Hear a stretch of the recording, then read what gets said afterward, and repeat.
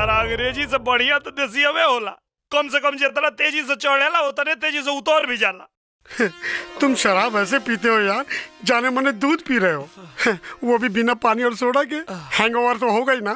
का गोबर होगा? अरे गोबर नहीं, हैंगओवर यानी सर में दर्द। अरे सर में तो ऐसा दर्द होगा तो लागत साला फाट जाई। हेलो, कहो तो दबा दूं? माथा में दर्द बा, गला में ना। दबा। अब मुझे तुम अच्छे लगने लगे तो तुम्हारा नाटक शुरू हो गया। शराब राती बेरा पियले रहूंगी, ए बेरा ना। देखो, अगर तुम शराफत से रहोगे तो मुझे तुम्हारी पत्नी होने में कोई ऐतराज नहीं है। अरे बाप रे, इतना प्यार से बोलबू तो हम तो हर गुलामी करे के तैयार हो जाए। बस एक बात हमार मान ला, भाई चिरकुट पहनल तू छोड़ दा, मस्त लुग्गा पहन के घूंघट काट के एक बार हमारे सामने आ जाई तू, साला हमार करेजा जुड़ा जाई। अब तुम जैसा कहोगे मैं वैसा ही करूंगी। सुनो जी, कहा जी? आज हमारी शादी की खुशी में एक छोटी सी पार्टी रख लूं, अगर आपकी इच्छा हो तो। अरे अब तारे इच्छा में हमारी इच्छा बा, रख ला।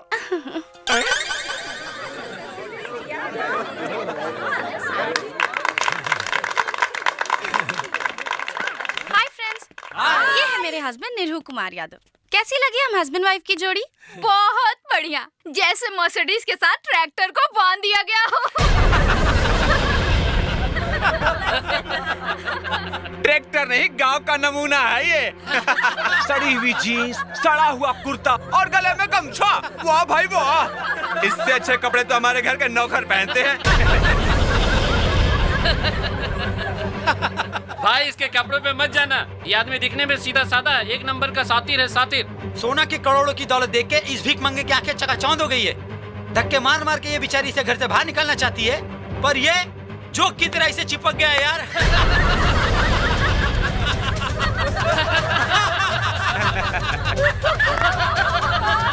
स्टॉप इट गाइस, बहुत हो गया मजाक। ये मेरा पति है, कोई तबला नहीं कि जो चाहे इसे बजा दे। अरे देखो, इसकी शक्ल तो देखो, कितना बुरा मान गया बेचारा। अगर मेरा पति बन के रहना है ना, तो ऐसी छोटी छोटी बातों में बुरा मानना बंद कर दो, क्योंकि जब तुम्हें पता चलेगा कि ये टोनी मेरा बॉयफ्रेंड है, तब तुम्हें कितना बुरा लगेगा। अरे क्या हुआ, बुरा लग रहा है? बोलो ना, बुरा लग रहा है? अगर बुरा लग भी रहा है तो भी तुम मेरा क्या कर लोगे? का लगल तोरा के? हैं? तू एकनी के साथे मिल के हमार मजाक उड़ेबी और हम चुपचाप चल जाए यहाँ से? शादी बियाह तोहनी खातिर मजाक होत हुई, हमनी खातिर जन्म जन्म के रिश्ता होला। समझ में आयल कि फिर समझाई तो के? हरामखोर! हमरा मेहरारू के तलवा चाटे वाला कुकुर, आज के बाद अगर मर्द मेहरारू के बीच में आवे की कोशिश कैले तो तोर बीच वाला काट के तोरे हाथ में दे दे। का कदर ले तू? गमछा वाला नमूना? राष्ट्रपिता महात्मा गांधी, डॉक्टर राजेंद्र प्रसाद, लौह पुरुष सरदार वल्लभ भाई पटेल, लाल बहादुर शास्त्री, इस सब लोग गमछा वालन के गांव में पैदा भइल रहे। तोरा जैसन बनरन के शहर में ना। और शायद तोरा के पता नहीं के कि गमछा अगर गरीब मजदूर के पसीना पोछे के काम आवेला, तो तोरा जैसन कुकुरन के टेटुआ दबावे के भी काम आवेला। और का कतरलू है? हम आदमी ना है, ट्रैक्टर है। एकदम सही पहचान लो तू, ट्रैक्टर है हम। लेकिन एक बात जाने लू कि ना मैडम, ट्रैक्टर के इंजन बहुत मजबूत होला, और जब तोहनी लोग के बड़का बड़का गाड़ी गाढ़ा गुच्चा में फंस के धुआं छोड़े लगेला तो ट्रैक्टर में ठेल के बाहर निकालेला। और अगर तोहरा जैसन बंजर जमीन पे हाई ट्रैक्टर चढ़ गई तो 9 महीना से पहले ही फसल लहलाए लगी। तोरा के का लगा था? पैसा खातिर चिपकल बनी हमें से? थू थू कहता नहीं एकरा पैसा पे। अगर ये हमरा के अपन दिल से पति ना समझले तो हमहू एकरा घर के अपन ससुराल ना होटल समझ के रहनी। निरहू ठीक कह रहा है बेटा जी। इन लिफाफों में पैसे देकर उसने यहाँ रहने खाने की पूरी कीमत चुकाई है। मेरा यकीन करो बेटा जी, इसके जैसा खुददार आदमी तुम्हें दुनिया में कहीं नहीं मिलेगा। अपनी ये 2 कौड़ी की सलाह ना आप अपने पास ही रखिए चाचा जी। मेरे मामलों में अपनी टांग अड़ाने से पहले ये याद रख लीजिएगा कि मेरी इस प्रॉपर्टी के आप बस केयर टेकर हैं, मालिक नहीं। और तुम एक बात कान खोलकर सुन लो, तुम जैसे गिरे हुए फटीचर इंसान के साथ अब मैं 1 मिनट भी और नहीं रह सकती। आई नीड डिवोर्स, अभी के अभी तलाक दो मुझे। अच्छा, तलाक चाहिए? हाँ, दे दे तलाक, लेकिन ओकरा खातिर तोरा के हमारे को शर्त माने के पड़ी। क्या शर्त? अगर तलाक चाहिए तो तोरा के हमारा गांव में चल के हमारे मेहरारू बन के 6 महीना रह के पड़ी। मैं नहीं जाने वाली तुम्हारे उस सड़े हुए गांव में। हम ना लाई तोरा से ब्याह करे, तू आई लली हमरा से ब्याह करे। और अगर अब तलाक चाहिए तो गांव में तो हमरा चले के पड़ी। मैं जानती हूँ, जब तुम यहाँ रहकर मेरा तन हासिल नहीं कर पाए तो अब गांव जाके अपनी मुराद पूरी करना चाहते हो ना तुम? तोरा मर्जी के खिलाफ गांव में तोरा के हाथ भी ना लगाए। ये को मर्द के जुबान है। मैं कहीं नहीं जाने वाली, समझ गए? हाँ तो तलाक देवे में तो हर तेल निकाल देबो।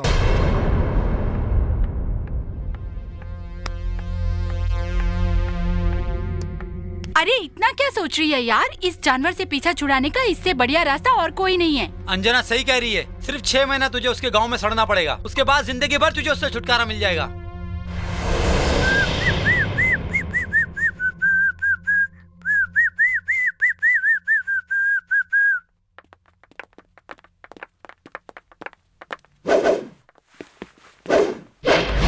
मैं तुम्हारे गांव जाने के लिए तैयार हूँ, लेकिन मेरे सारे दोस्त भी मेरे साथ चलेंगे। मैं इन सब के बिना 1 मिनट भी नहीं रह सकती। यही मेरे सुख दुख के सच्चे साथी हैं। बोलो, मंजूर है? मंजूर बा, लेकिन हमरो एगो शर्त बा। गांव में केहू के कानो कान खबर ना होके के चाहिए कि हमनी के बीच में का समझौता भइल बा। मंजूर बा? मंजूर है। अरे टोनी, तुम नहीं जाओगे? नहीं, अगर मेरा प्यार सच्चा होगा तो तुम लौट कर जरूर आओगी। मैं यहीं तुम्हारा इंतजार करूंगा। ओके, बाय। बाय। बाय चाचा जी। बाय बेटा।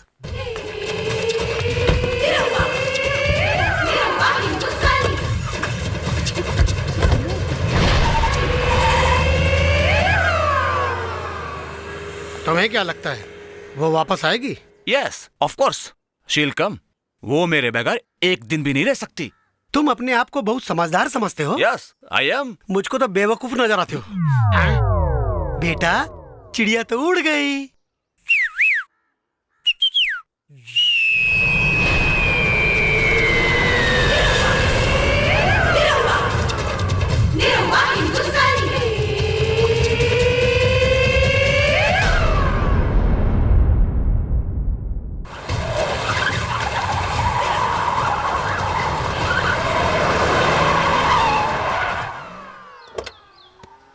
चलो उतरो लोग, अब यहाँ से आगे गाड़ी ना जाई, यहाँ से पैदल चले के पड़ी। मैं इस कीचड़ में नहीं उतरने वाली हूँ। कीचड़ में ना उतरबू तो यहाँ गलीचा बिछवा दें। चला उतरा। नहीं उतरूंगी, बोला ना। शिट। अरे गांव देहात के रास्ता ऐसा नहीं होला, मुंबई ना। चला उतरा। मैं नहीं उतरूंगी। उतर।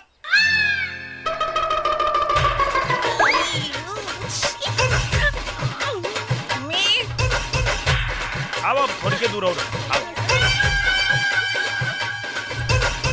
अरे ये तो निरहुआ लागत हो। अरे त निरहुआ, अरे एकरा साथे तो बड़ी चमचमात चीज बा हो। पालगी बाबा, लागत हो कर सपना के रानी मिल गई यार। हाँ हो, लेकिन इस साला इतना अश्लील सपना देखो तो है, हमरा तो मालूम ना रहा। अब तनी रुक बेटा। पालगी चाचा। अरे जियत रहा बेटा, जियत रहा। का नहीं हो बेटा, ई के हरे? अरे चाचा, ई तोहार पतोहिया ना। सही माल खोले बेटा। ई पतोहिया से कुछ पूछ ली? पूछ ले चाचा। अच्छा वो बात बताओ, जब तोहर बाहर इतना कम कपड़ा में काम चल जाता, तब तक घर में कुछ पहनो के ना पड़ती हुई? What? गंदी बात, गंदी बात, गंदी गंदी गंदी गंदी गंदी बात। अरे साला, तू चाचा नहीं रे, मर बे। चाचा हमें तो गंदी बात कर बे। चला। अरे साला देखा एक और हमरा 17 गो लड़कन में ये वो सबसे बड़ा नालायक निकल गई।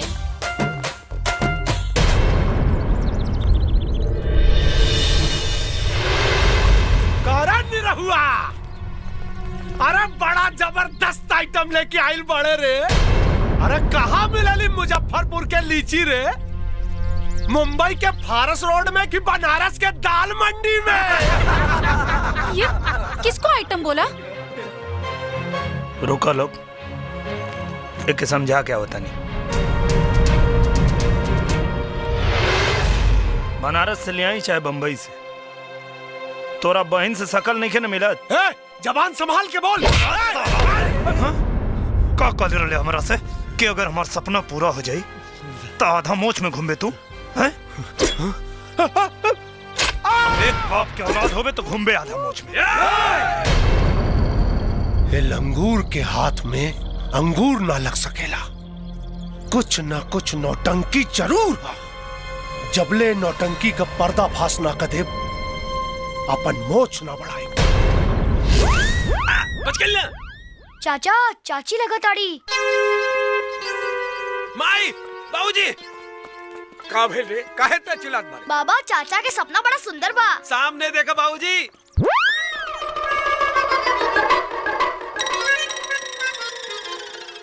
निरहु नालायक निकली। ये कबो हम सोचले भी ना रहे। कहे देख ला कितना नंगा बा तोहरे बेटा के सपना। सुंदर, अति सुंदर। अरे बड़ी भाग्यवान पतो हो बिया जी, बेटा के फांसी के फंदा से बचा ले आइल। ए माई, फिर देरी काहे करे? अरे बहू के स्वागत के तैयारी कर जाए। एहे दुल्हन, दुल्हन, अरे थरिया सजाओ रे, अपन पतो आइल बिया। देख ले माई, आ गेल तोर पतो। अरे रुक रुक रुक, आरती तो उतारे दा। ली माँ जी। ये हमार पूरा परिवार। आधा कपड़ा पहन के आ गईलू, कल लूगा पहन के ना सकत रहलू। मेरी मर्जी, मैं चाहे आधा कपड़ा पहनूं चाहे पूरा। आप कौन होते कुछ बोलने वाले? बम्बई ना ये गाँव हो भौजी, आधा में बाधा हो जाई। Shut up. कौनो बात नहीं खे बिटिया, गुस्सा मत करा। नेक पूरा कैला, सुहाग सलामत रही। अब ये नेक क्या है? अरे स्वागत। मैं यहाँ स्वागत करवाने नहीं आई हूँ। तक गोबर डाल के अपमान कर दी का। बदतमीज। ए चुप।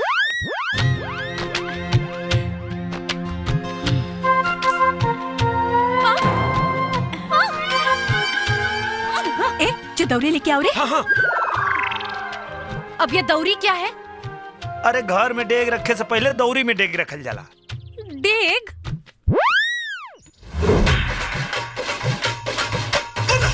अब ए में रखा।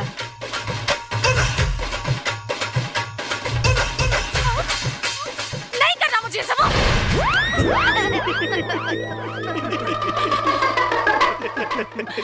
भाषा तरह सारे। दुल्हन, यह तो हर कमरा। कादेवर जी, अब हम जाएं? कहाँ जाइबू?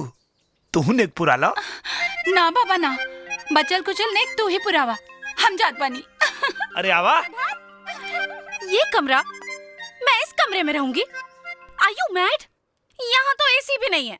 सुना, गांव में एसी ना होला। मैं ऐसे कमरे में नहीं रहने वाली हूँ। यहाँ कितनी गर्मी हो रही है। हमरा पता बा, तोहरा बहुत गर्मी बा। तोहर यह गर्मी उतारे खातिर तो यहाँ लिया बने। ए बुड्ढे, हम लोग कब तक यहाँ पे ऐसे खड़े रहेंगे? तेरे घर में कमरा उमरा नहीं है क्या?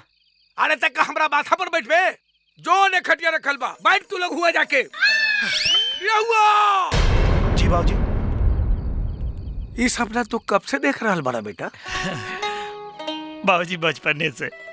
अगर हमरा पहले से मालूम रही कि तोहार सपना इतना खतरनाक बा, तो हम तोहार गला दबा देती सारे। अरे तू अपन मेहरारू के लेके अकेले ना आ सकत रहले कि साथ में जोकरन के लेके आ गई ले। एक बात सुन ले, ये लोग के अभी के अभी यहाँ से विदाई कर। कह दे नौटंकी वाली से। ये बुड्ढा नौटंकी वाला किसको बोला? हमरा के। अरे तू बुढ़वा केकरा के कह ले? तुमको नहीं, इस बुड्ढे को ही बोली हूँ। इससे क्या मैं डरती हूँ? अरे नालायक कहीं के, तोहरा सामने तोहर मेहरारू हमरा के बेइज्जत कर रहल बा, आ तू सारे टुकुर टुकुर मुंह देखत बारे। सालो नालायक कुत्ता कहीं के।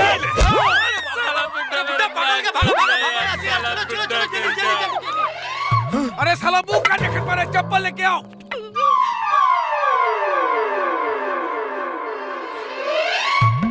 कितना खतरनाक है यार बुड्ढा। साले ने मेरा नाक तोड़ दिया यार। इस बुड्ढे को तो ना मैं एक दिन ऐसा सबक सिखाऊंगी। लगिया लोग मत, लगभो लोग तो अभी तक खाली नाक फूटल बा, और पता न का फूटे लगी। क्यों? ऐसे तो पति होने का बड़ा दम भरते हो, अपने बाप को क्यों नहीं संभालते? अरे हम का संभाली, वो हमारा के संभाल के इतना बड़ा कैले, वैसे अब तोरो के उहे संभाली है। गॉड, इन हालातों में मैं यहाँ कैसे रहूंगी? वह तो हम सोचता नहीं कि जब तुहार यहाँ एक दिन बितावल मुश्किल हो गई तो तू 180 दिन कैसे बितेबू?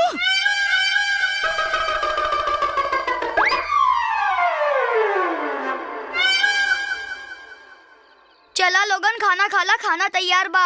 नहीं खाना यार। चल भाग यहाँ से, नहीं खाने का तेरा घटिया खाना। हमनी के खाना के घटिया खाता। हाँ बेटा, तो ये लोग का खाला? ई लोग तो इज्जा पिज्जा खाला बेटा। चाचा ई इज्जा पिज्जा का होला? एक बेर पटना में खैले रहनी, पतला मैदान होखे लागल। मतलब कि पहले खाला लोग फिर टट्टी जाला लोग? ना रे, टटी क के खाला लोग। Shut up. Thank you. चाचा ई फटफट का हो रहल बा? शहरी खून के देहाती मच्छर स्वाद ले तारन सन। कछुआ जराई दे का? अरे ना रे, एकनी के भूखल बारन सन, कम से कम मच्छर के त खाए दा। छोड़ा एकरा के जाए दा। ओ हेलो, वेयर द टॉयलेट? का? अरे पैखाना रे, शहर में टॉयलेट कहल जाला पैखाना के। ए मैडम, घर में टॉयलेट की व्यवस्था नहीं के, हौ लोटा डब्बा उठावा आ खेत में चल जा।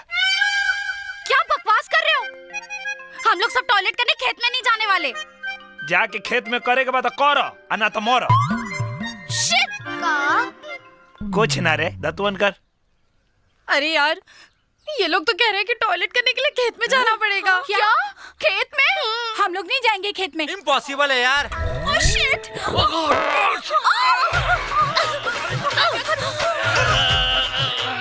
ओह माय गॉड, चलो।